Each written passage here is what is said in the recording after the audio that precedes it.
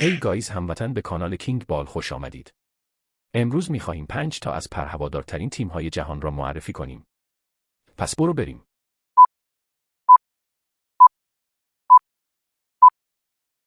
پنجمین تیم پرهوادار جهان یوونتوس است. با 109.6 میلیون نفر هوادار. چهارمین تیم پرهوادار جهان پاریس سن ژرمن است.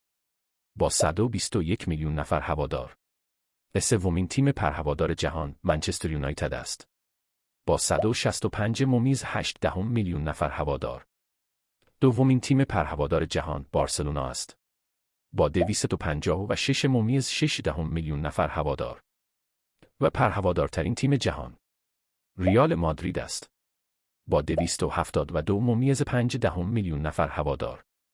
هموطن ممنون میشم حتما چنل یوتیوبم را سابسکرایب کنی و ویدیو را لایک کنی. تا ویدیو بعدی گودبای.